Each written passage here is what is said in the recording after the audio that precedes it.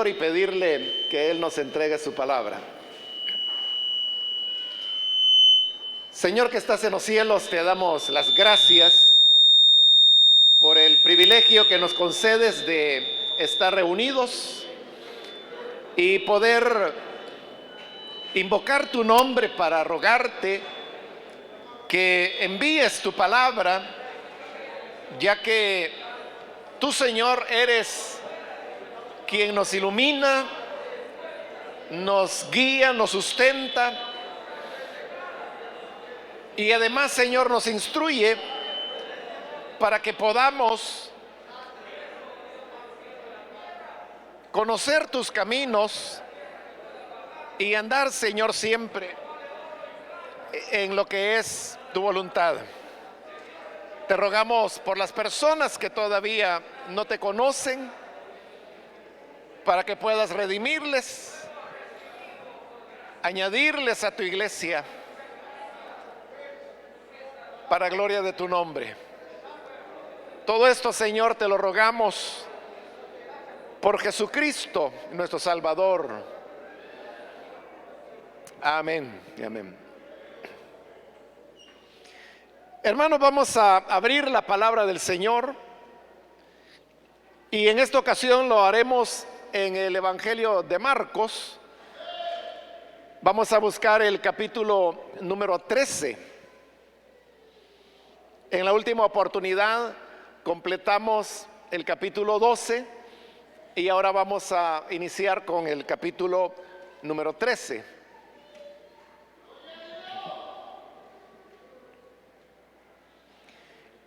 Bien, dice entonces la palabra de Dios, capítulo 13, versículo 1 en adelante: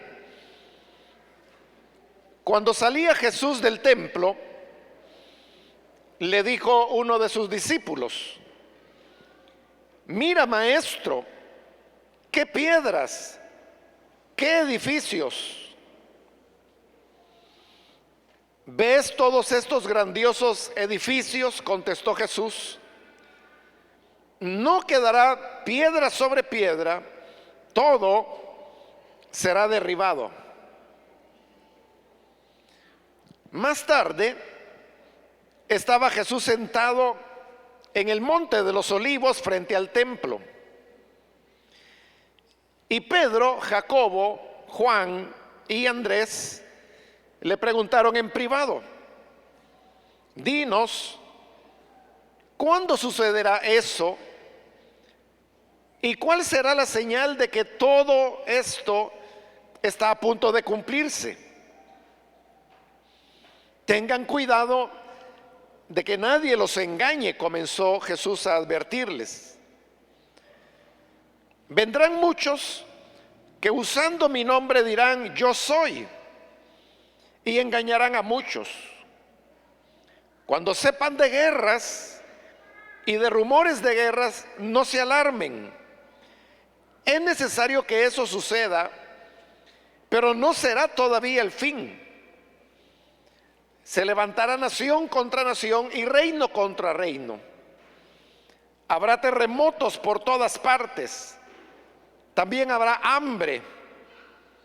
Esto será apenas el comienzo de los dolores. Hasta ahí vamos a dejar la lectura. Hermanos, pueden tomar sus asientos, por favor.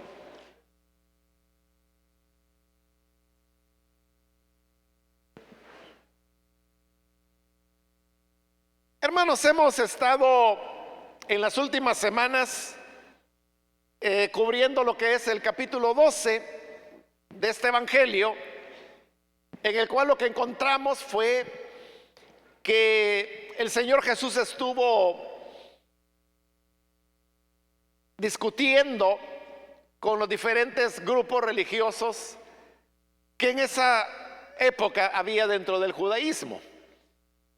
Y como lo vimos en el capítulo anterior, Él fue derrotándolos a todos ellos. Y todo esto está enmarcado dentro del área del templo. Incluso en la última oportunidad veíamos el relato de la viuda quien fue a dar las 2 leptas en la caja de las ofrendas que había en el templo, y dice que el Señor estaba enfrente observando. Entonces nuevamente estamos todavía en el templo. Sin embargo, ahora al llegar al capítulo 13, usted puede ver que en el versículo 1 dice: ¿cuándo salía Jesús del templo? Es decir, todo lo narrado, en realidad desde el capítulo 11, finales del capítulo 11, todo el 12, todo eso ha ocurrido dentro del templo. Pero ahora en el capítulo 13 estamos viendo que el Señor está saliendo del templo. Esta salida que el Señor hace del templo es ya la salida definitiva.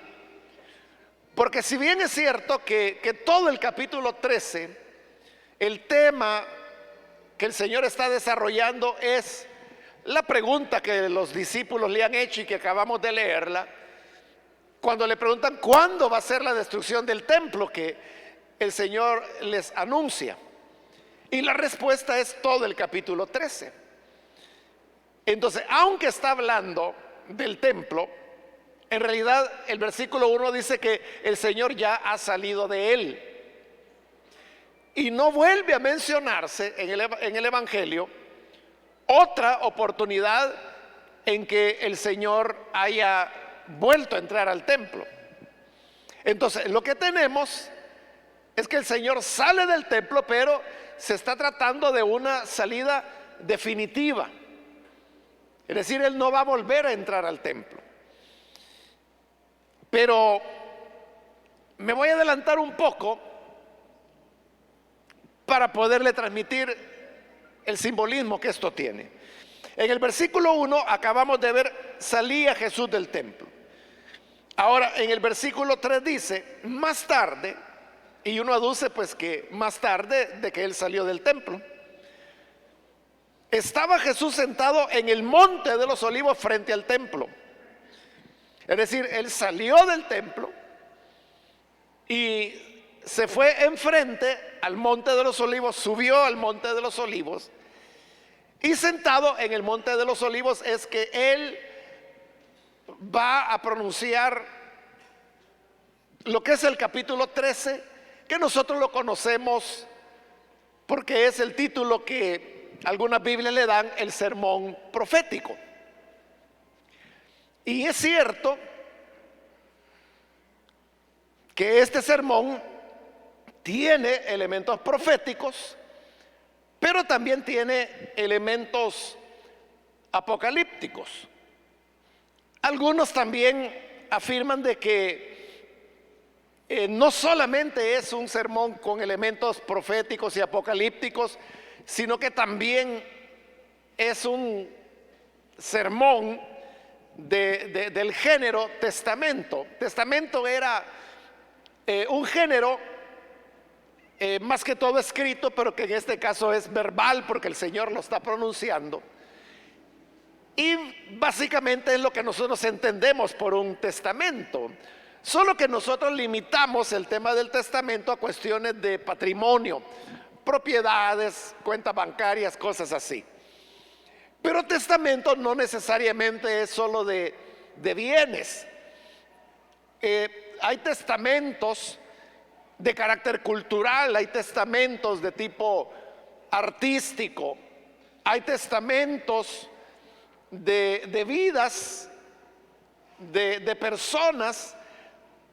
Romanos, por ejemplo, se considera que es el testamento espiritual de Pablo.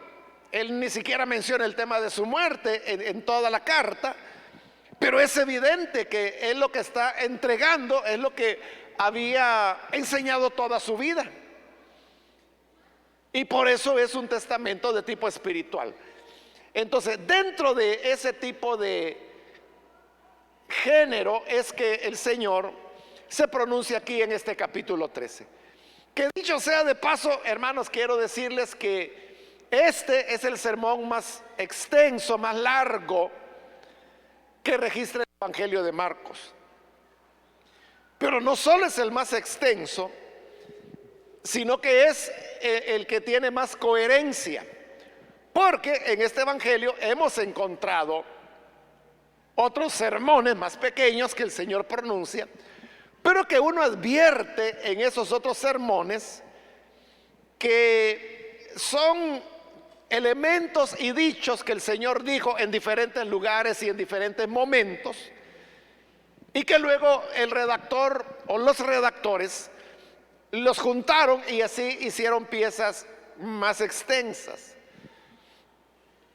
Y por eso es de que uno siente de que va saltando de un elemento a otro. En cambio, este capítulo 13, desde ese punto de vista, tiene más coherencia, y es de que es más un discurso, es más un sermón. O sea, esto no significa que necesariamente fue en esta ocasión que el Señor de principio a fin lo dijo todo, porque hay algunos que, aún teniendo esta coherencia, consideran que de alguna manera está ahí la mano de los redactores del Evangelio, que pudieron insertar o juntar elementos que el Señor dijo en otros lugares y en otras oportunidades, y que los juntaron porque había cierta familiaridad de tema en lo que el Señor estaba diciendo. Todo lo que el Señor habla acá está fundamentado, hermano, básicamente en dos cosas. La primera, él trabaja muchos elementos de Daniel, del libro de Daniel. Recordemos que el Señor era muy conocedor de Daniel, porque él es el que habla de la abominación desoladora. Y él mismo dice, de la cual habló Daniel. Y dice, pongan atención cuando hace referencia a ella.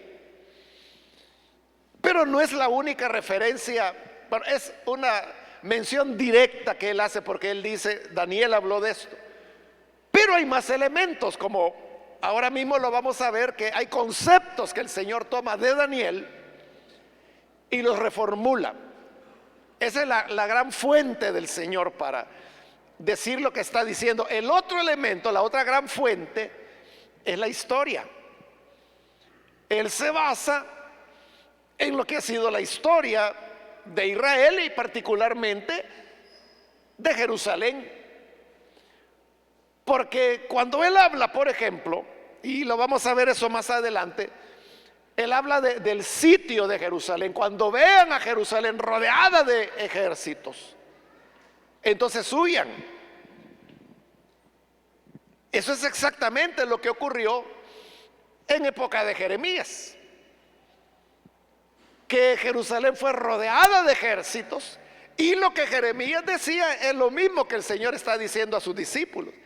Jeremías lo que decía era que se pasaran de lado de los caldeos como la única manera en que podían escapar con vida. Jesús está diciendo lo mismo que Jeremías había dicho siglo antes en el otro sitio y en la otra destrucción del primer templo que la Escritura relata.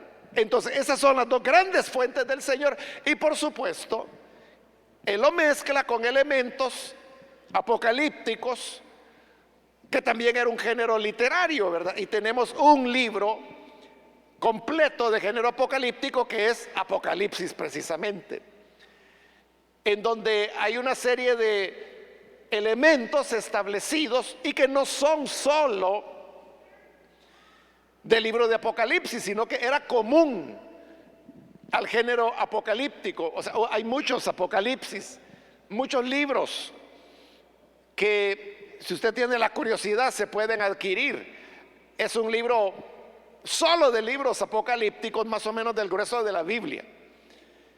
Y ahí usted podrá ver de que en lo que dice el libro de Apocalipsis no es algo que solo aparezca en Apocalipsis, sino que aparece como elementos comunes en el género apocalíptico. Hablar de cosas como, por ejemplo, de trompetas, de copas, de terremotos, de guerras, de hambre, de pestilencia, o sea, todo eso que encontramos en el Apocalipsis, usted los encuentra en todos los libros de género apocalíptico, por eso es un género.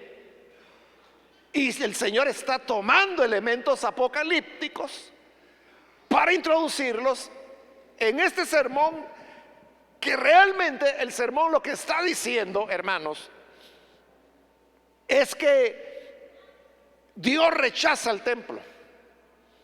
Y lo rechaza por lo que ha mostrado estos últimos capítulos de Marcos. El primero de eso es lo que el Señor dijo con claridad: han convertido la que debería ser casa de oración en cueva de ladrones. Entonces era una desnaturalización total del sentido que el templo tenía que tener. Ese es un elemento. Y el otro es su dureza y su incredulidad, porque todos los enfrentamientos que el Señor ha tenido y que hemos visto en el capítulo 12, todos se dan en el templo. Es decir, en el templo Él no es bien recibido, es desafiado, es cuestionado acerca de con qué autoridad hace eso. Le ponen trampas, quieren acusarlo. Entonces todo se ha convertido en una práctica hipócrita, de la cual la cereza del pastel, como decimos, es la ofrenda de la viuda, contra las grandes cantidades que daban los ricos, pero que las daban porque era lo que les sobraba. Es decir, era una práctica igualmente hipócrita. Entonces todo en el templo está arruinado. Por eso es que el Señor se retira, y por eso yo le hablaba del simbolismo. En el versículo 1 tenemos al Señor saliendo por la puerta del templo. Él se va, y le dije, es la retirada definitiva, Él no va a volver, está abandonando el templo. Y luego en el versículo 3 vemos que al salir del templo el Señor se va al monte que estaba enfrente, el monte de los olivos, y desde ahí es donde Él pronuncia estas palabras, o al menos la mayor parte de ellas. Y lo más seguro era que la pronunció teniendo enfrente, viendo el templo que estaba ahí. Pero esto, como le dije, tiene un simbolismo, que es un paralelismo con el profeta Ezequiel. Si usted lee los primeros capítulos del profeta Ezequiel, se va a dar cuenta que lo que Dios hace es una condena del templo, porque toma a Ezequiel, que está cautivo allá en Babilonia, en una visión espiritual que lo traslada hasta Jerusalén, y Dios lo lleva adentro del templo para que Ezequiel pueda ver lo que hay allí. Y dice Ezequiel que cuando él llega al templo, encuentra que en las paredes del templo han pintado imágenes del sol, de la luna, de dioses paganos, y que los sacerdotes, los levitas, están adorando esas divinidades. Entonces viene Dios y le pregunta a Ezequiel: ¿no ves? ¿No lo ves? O sea, lo que están haciendo dentro del templo. Y luego lo lleva a otro sector del templo, donde hay una imagen adentro del templo de Tamuz, y que habían mujeres que estaban adorando esta imagen dentro del templo. Y otra vez Dios le pregunta a Ezequiel: ¿no ves? ¿No lo ves lo que están haciendo? Y así Dios va llevando a Ezequiel por diferentes sectores del templo, y lo que le está mostrando es de que es una cueva de idólatras. Dentro del mismo templo del Señor está la idolatría. Termina esa visión, pero luego el Señor le da otra visión a Ezequiel, en donde él está a cierta distancia, Y él ve que la gloria del Señor está dentro del templo. Pero en esta visión, Ezequiel ve que la gloria del Señor se levanta y iba acompañado de algunos querubines, y ve que la gloria del Señor sale del templo por la puerta oriental, dice Ezequiel. Fíjese, es Dios saliendo del templo por la puerta, y dice Ezequiel que esa gloria de Dios se fue a detener en un monte frente al templo. Y mientras la gloria de Dios está sobre este monte, el Señor le entrega a Ezequiel otra profecía, que es casi todo el capítulo. Y Ezequiel da la profecía. Y al dar la profecía, al terminarla, Ezequiel ve que la gloria de Dios, que ya había abandonado el templo y que está sobre el monte, se levanta y se va para siempre. En esta visión, lo que Dios le está mostrando a Ezequiel es que él ha desechado el templo, que Dios ya no lo ve como su casa, y por eso él sale por la puerta, se detiene en el monte para que Ezequiel profetice y luego se va. Entonces, lo mismo está haciendo el Señor Jesús. Él está saliendo del templo, y obviamente por una puerta debió ser. No dice Marcos cuál puerta. Y se va al monte que estaba enfrente, igual que como lo vio Ezequiel en su visión. ¿Y qué hace el Señor en el monte frente al templo? Profetizar, dar el sermón, igual que Ezequiel lo hizo allá. Y después de que Ezequiel ha dado la profecía, ¿qué ocurre ahí en el libro de Ezequiel? La gloria de Dios se levanta del monte y se va para siempre. Entonces el Señor se va a levantar del monte de los olivos después de dar su profecía, y en el siguiente capítulo cae capturado ya. Es decir, se va para siempre también.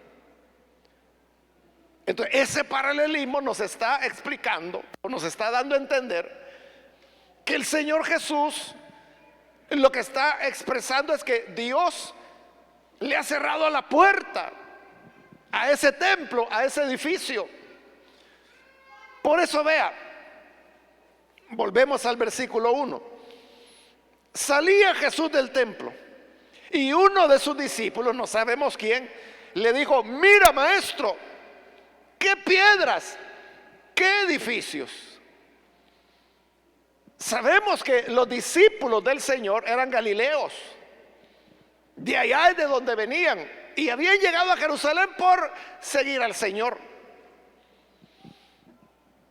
Galilea era el extremo norte de Israel, es decir, ellos habían tenido que atravesar casi todo el país para llegar a Jerusalén y ver el templo. Es decir, andan lejos de su casa. Pero ahí, hermano, lo que está ocurriendo es lo mismo que ocurre cuando personas que viven en el campo, lejos de la ciudad, o sea, ahí ellos desarrollan todas sus actividades, toda su vida. Ahí nacen, ahí crecen, ahí, bueno, algunos mueren y algunos no salieron de ahí nunca. Y si van a la ciudad, van pocas veces en la vida, rara vez. ¿Y qué sucede cuando estas personas que no están acostumbrados a la vida urbana vienen a las ciudades? Bueno, por un lado se sienten incómodos, ¿verdad? Porque usted sabe, lo que pasa es que nosotros ya no lo sentimos, pero es toda una proeza atravesarse una calle, por ejemplo, en la ciudad. O sea, eso es aprendido. Lo que pasa es que nosotros que vivimos en la ciudad ya lo aprendimos, ya sabemos cómo hacerlo, ya sabemos cómo montarnos en un bus que ni siquiera se detiene por completo. Pero eso en el campo no ocurre. O sea, el bus está allí parado y la gente llega, se sienta, hasta comen, hasta esperando la hora que el bus va a arrancar. Entonces, ¿qué sucede cuando vienen a la ciudad? ¿Qué les sorprende? Le sorprende, por ejemplo, ver edificios. Le sorprende ver torres, edificios altos. Hermano, yo me recuerdo cuando estaba niño y un almacén que era tipo supermercado inauguró allá en San Salvador. Almacén Europa se llamaba, ya no existe. Por eso le digo el nombre. Entonces, ese edificio fue el primero en el país que tuvo gradas eléctricas. O sea, nunca habían habido. Yo ahí tenía como 8 o 9 años, algo así. Y la gente iba, hermano, al lugar por ver las gradas. Y las personas ahí estaban con temor, o sea, no sabían cómo poner el pie, cómo montarse a la grada. Porque era una novedad, o sea, eso no existía en el país.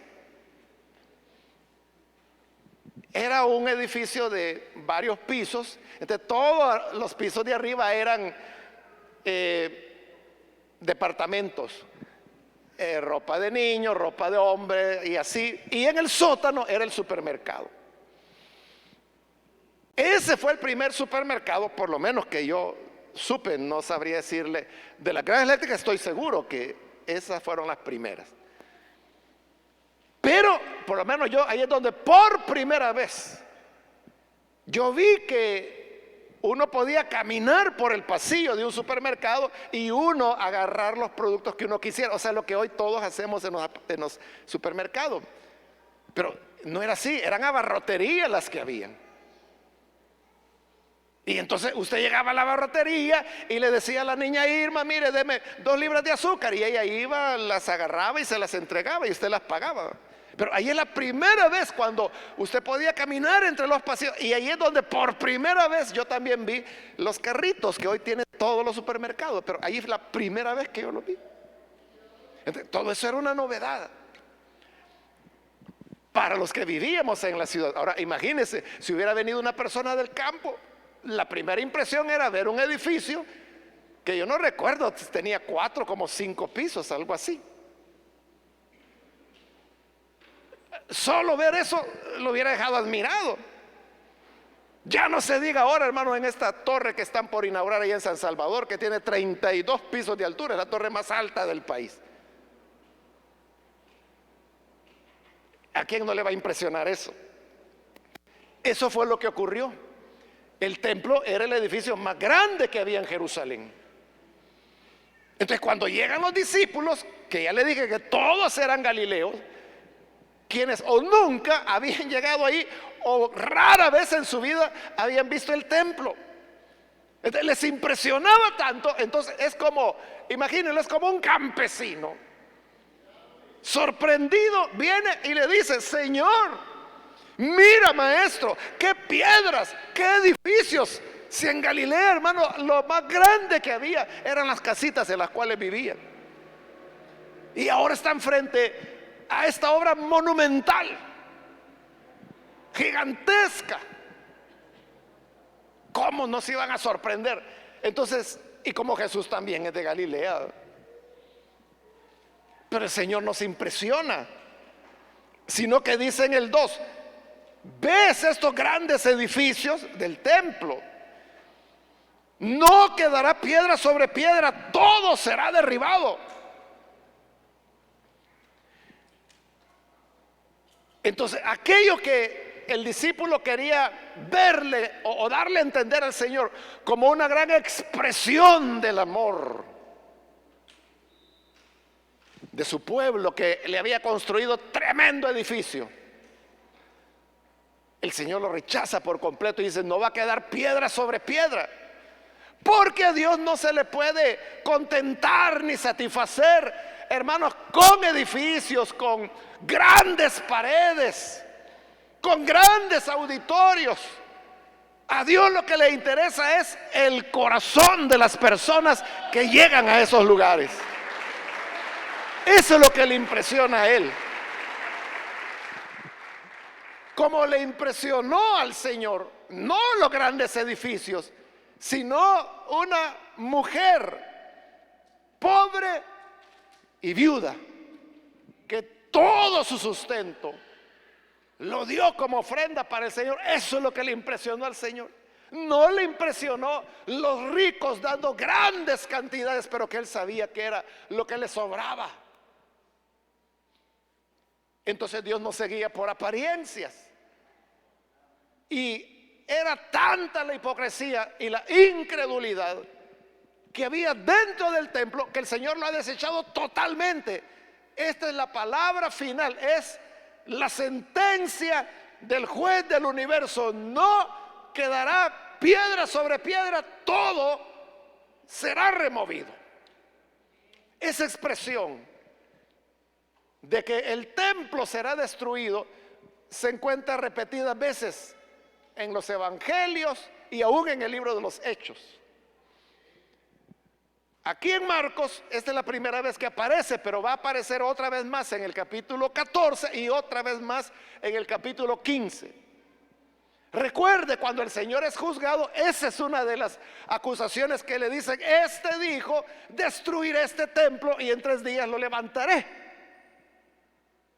Entonces, el hecho de que aparezca repetidas veces en los evangelios, y como le digo, aún en el libro de los Hechos, hace pensar de que el Señor sí dijo estas palabras. Lo que no se ha podido es deducir qué fue lo que él dijo, porque en cada una de las apariciones que le menciono aparece de manera distinta.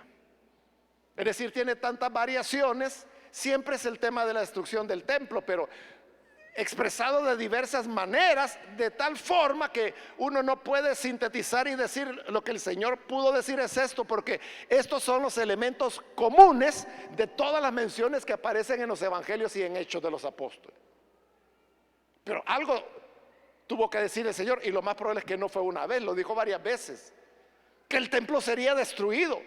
Para que lo acusaran de eso es porque sus enemigos lo habían oído. Y luego, ya en el versículo 3, llegamos nuevamente al pasaje donde dice que Jesús se va a sentar en el monte de los olivos frente al templo, cumpliendo con el paralelismo que el profeta Ezequiel presenta y que ya le expliqué. Entonces es una sentencia de muerte, por decirlo de alguna forma. Una sentencia de muerte para el templo. Y recuerde que al iniciar el capítulo 11, más bien en los versículos finales del capítulo 11, yo le expliqué lo que el templo significaba para el judío. Para ellos era el centro del universo, era el símbolo de la unidad nacional, era la garantía de la presencia de Dios en medio de ellos, era la casa de Dios. Todo estaba ahí. Y el Señor está diciendo: eso será destruido.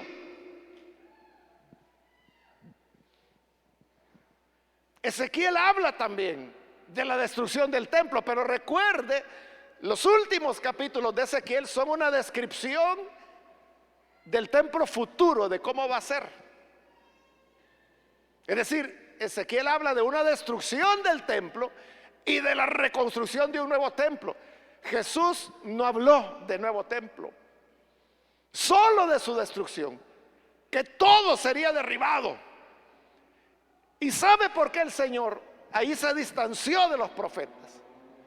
¿Por qué no habló de otro templo? Porque ya no habría otro templo, no otro templo de ladrillo o de piedras, sino que ese edificio majestuoso, del cual él dijo no quedará piedra sobre piedra, sería sustituido por otro templo, pero de carácter espiritual, que es la iglesia, el templo y morada del Dios Todopoderoso.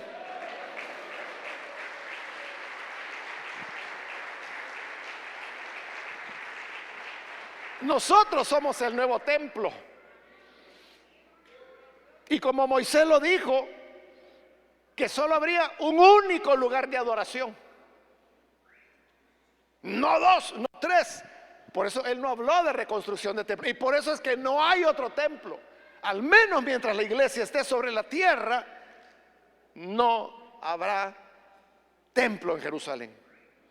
Cuando la iglesia sea arrebatada, ahí sabemos de que para que la profecía se cumpla, por ejemplo, Tesalonicenses, cuando dice que el inicuo se sentará en el templo de Dios, haciéndose pasar por Dios.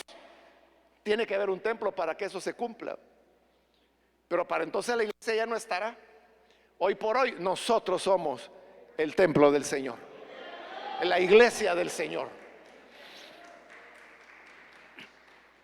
Entonces, es la palabra final del templo que va a ser destruido. Por eso, hermanos, es que para ellos esto era tan importante. Y por eso es de que conservaron, como le digo, en el Evangelio de Marcos es el sermón más largo, el más coherente, o sea, porque lo retuvieron, porque fue de las cosas que Jesús dijo que más les impresionó. Claro, esto que el Señor estaba diciendo equivalía, hermanos, al fin del mundo. Porque si para ellos el templo era el centro del universo, si el templo era destruido, ya no había universo. Era el fin de todo. Por eso es que le preguntan en el mismo versículo 3 que Pedro, Jacobo, Juan y Andrés le preguntaron en privado, versículo 4, dinos, ¿cuándo sucederá esto? O sea, ¿cuándo es el que el templo será destruido? ¿Y cuál será la señal de que todo esto está a punto de cumplirse? Tú dices que el templo será destruido, ese es el fin, todo se va a acabar. ¿Cuándo será eso? ¿Qué señal? ¿Cómo vamos a saber cuando ese momento se acerque? Entonces hoy el Señor responderá a esa pregunta con este largo sermón. Y comienza, hermanos, sin decir con permiso, ¿verdad? En el versículo 5 de una vez se va con las advertencias y les dice: tengan cuidado de que nadie los engañe. Comenzó Jesús a advertirles: vendrán muchos que usando mi nombre dirán yo soy, y engañarán a muchos. Entonces el Señor está advirtiéndoles: miren, cuando ya venga la destrucción del templo, otros se van a levantar diciendo que soy yo, que son el Cristo. Tengan cuidado que no los vayan a engañar. Porque, hermano, cuando hay situaciones de incertidumbre, cuando las personas tienen temor, cuando las personas buscan una esperanza, es bien fácil que aparezca cualquier listo que se dé cuenta de la situación y la aproveche. Entonces se presentan como la respuesta, como la solución para todo y para todos, como el Salvador, como el Mesías, como el Cristo. Pero es el mismo ambiente de incertidumbre el que genera el surgimiento de este tipo de mesianismos, como se le llama, personas con delirios de Mesías, sea que de verdad se la tragan o sea de que son personas muy astutas, como le digo, y que juegan ese rol aprovechándose de las incertidumbres y temores de las personas. Eso es algo que ha ocurrido siempre, hermanos, y seguirá ocurriendo. Por eso uno tiene que tener una lealtad absoluta hacia el Señor. Es que la primera palabra que el Señor dio a través de Moisés, cuando dijo: no tendrás otros dioses aparte de mí. Esa palabra lo que significa es que nosotros debemos tener una lealtad única, y es hacia el Señor. Fe solo en Él, confianza solo en Él, esperanza solo en Él. Eso es lo que Dios pide. Pero como le digo, el ser humano le entrega confianza a charlatanes, a mentirosos, a gente, hermana, trastornada, o que son vividores, que les gusta engañar a las personas y aprovecharse de su sencillez, su desconocimiento, su ingenuidad, y los manipulan y los hacen creer lo que quieran. El Señor dijo: tengan cuidado.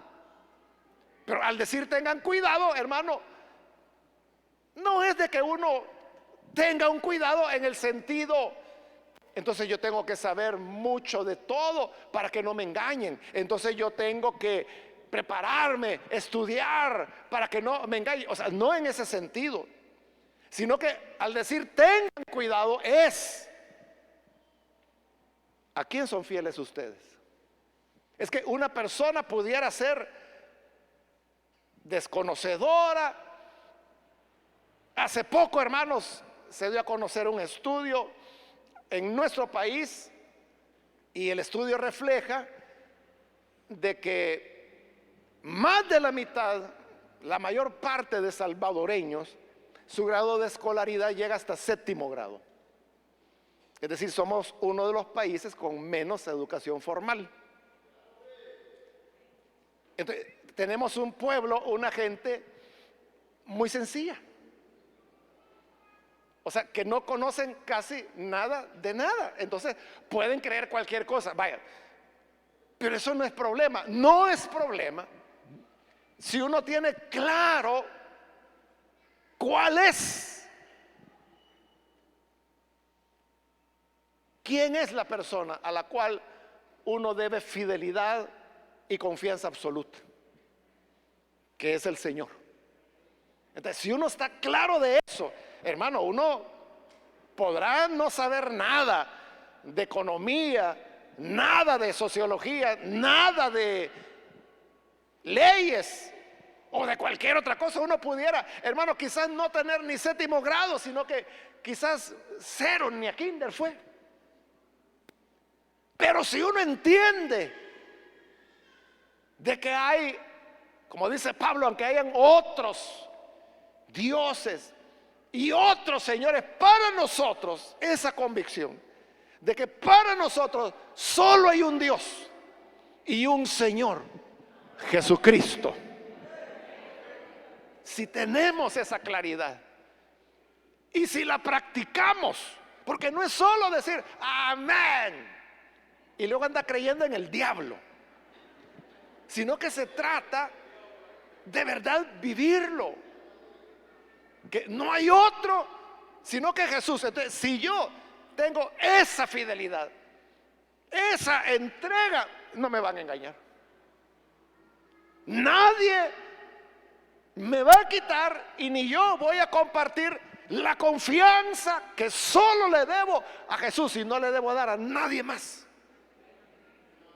Entonces, si yo hago así, ahí yo me estoy cuidando. ¿Qué es lo que el Señor dijo?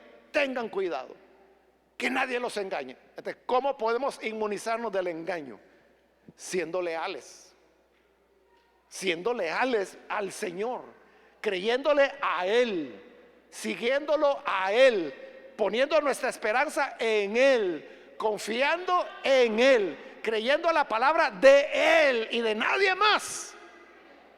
Porque en la acción que hacemos de otorgarle confianza a un hombre, a una mujer, a cualquiera, en esa acción nuestro corazón está preparándose para la infidelidad. Y cuando aparezca el primer iluminado o el primer malvado, ahí vamos a ir detrás. Y usted puede decir: no, ¿cómo va a creer que yo voy a negar a mi Señor? Si ya lo estás haciendo.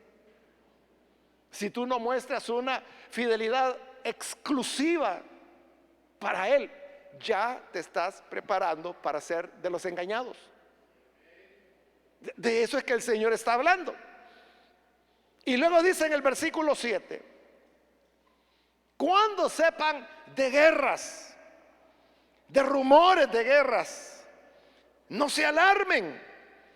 Estos ya son elementos apocalípticos, como le dije. Son figuras y contenidos propios de la literatura apocalíptica que era abundante en la época de Jesús.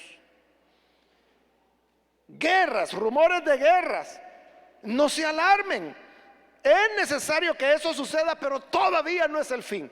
Ahí está tocando a Daniel, miren, porque es Daniel el que habla del tiempo del fin. Entonces lo está tomando, usa los elementos apocalípticos.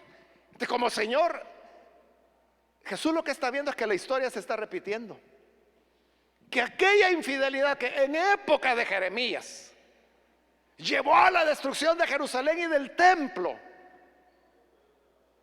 porque allá rechazaron a Dios para seguir a los ídolos. Entonces, hoy están rechazando al Hijo de Dios, a la máxima revelación del Padre, que es el Hijo. Le están dando la espalda. Entonces el Señor ve un paralelismo histórico. Entonces dice: lo que viene es la destrucción, lo que viene es el fin del templo. Y por eso se atreve a decir: no quedará piedra sobre piedra. Y esto no va a ser posible sino que a través de guerra. Por lo tanto habla de guerras, de rumores de guerra, pero les dice: aún no es el fin. No ha llegado el fin del cual Daniel habló como el fin de todas las cosas allá en el capítulo 12 de su profecía. No, esto es el principio. Y por eso dice en el 8: se levantará nación contra nación, reino contra reino. Habrá terremotos por todas partes. Todo esto son elementos apocalípticos. También habrá hambre. Esto será apenas el comienzo de los dolores. Es decir, con esto apenas las cosas van a comenzar. Pero déjenme decirles y responderles a la pregunta: ¿cómo y cuándo será la destrucción del templo? Pero eso lo vamos a ver en la próxima oportunidad. Por ahora, hermanos, la lección principal es que Dios no se anda con juegos. Y Él no se va a dejar impresionar por grandes edificios, hermosas sillas. Tampoco se va a impresionar, hermanos, porque nos reunamos acá.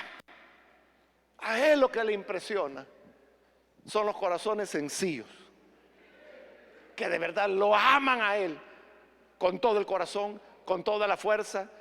Porque recuerde la última vez que aquel maestro de la ley que le preguntó cuál es el más grande de los mandamientos, y Jesús le dijo: es amar a Dios con todo tu corazón, con toda tu mente, con todas tus fuerzas. Ese es el más grande de los mandamientos. Esa es una lección teórica que el Señor le dio al maestro. Pero la viuda le está dando una lección práctica de cómo eso se vive, entregando todo el sustento. Eso le impresiona al Señor. Cuando nosotros le amamos a Él de verdad, hermanos, con todas las fuerzas. Esa es la pregunta que debemos hacernos. Si lo amamos con todas nuestras fuerzas. Cuando pasamos por ahí, yo le hablé de que es una frase que hacen los jóvenes enamorados, ¿verdad? Cuando dice: es que mira, yo te amo con todas mis fuerzas y ya se me acabaron, ya no tengo más, pero te sigo amando. Así le dice el novio a la novia. De eso está hablando el Señor, de amarlo a Él con todas las fuerzas. Ese novio puede hacer locuras. ¿Qué locuras haces tú por el Señor? ¿O estás todo el tiempo sentado guardando la sensatez? Eso no le va a impresionar al Señor. Lo que le va a impresionar es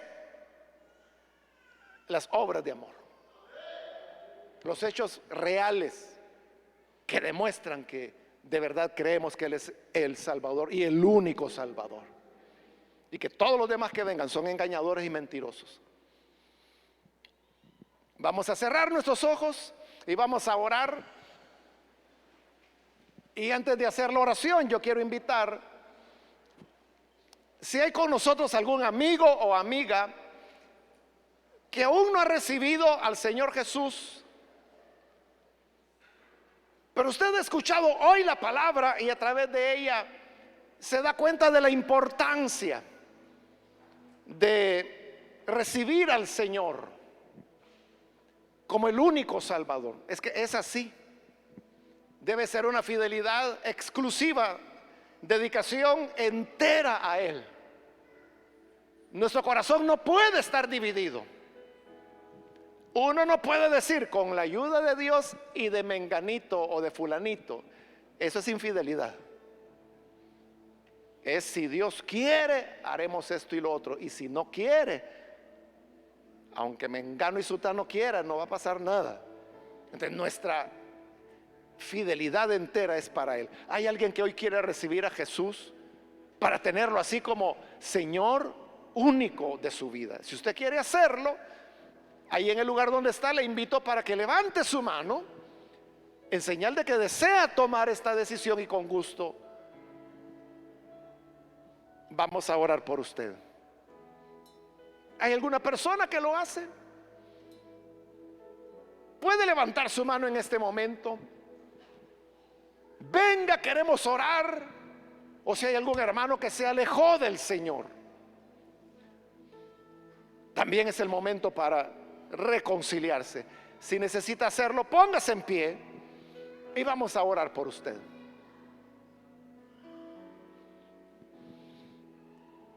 Yo debo terminar ya, pero hago la última llamada.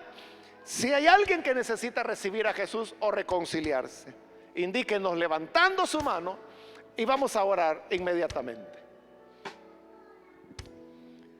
Señor, te damos gracias por tu palabra, porque ella nos enseña que tú, Señor, no eres impresionado ni por grandezas, grandes edificios, sino que lo que te impresiona es el corazón humilde y que te ama a ti con todas las fuerzas. Ayúdanos, Señor, para que cada uno de tus hijos e hijas te amemos con todo el corazón, con todas nuestras fuerzas.